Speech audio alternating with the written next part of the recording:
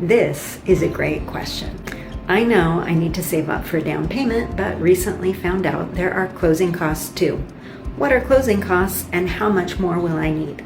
I'm Dani Dooley, a realtor here on Kauai, and for 30 days I'm doling out some great tips and answering your real estate questions. So let's dive into closing costs.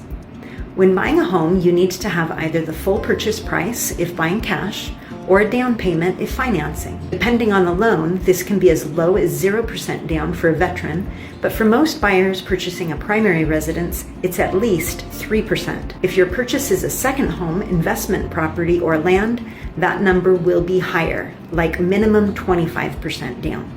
We will discuss this before you even make an offer on a property. After your offer is accepted, you may incur some fees for wiring funds to the escrow company.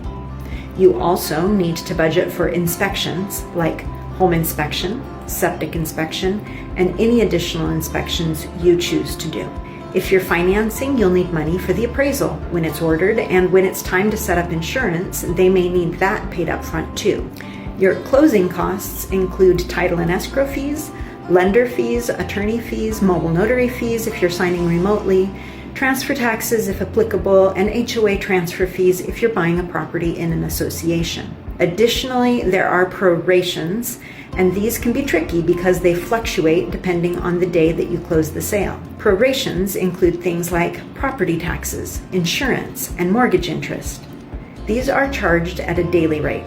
It is possible to ask the seller for closing cost credits to help with these costs. It's also common to ask the seller to pay your real estate agent's fees. It is customary to structure the offer to include the agent compensation as a part of the purchase price so you can, in effect, finance that fee. If the seller is not willing to include that as a term of the contract, it will be included in the closing cost fees.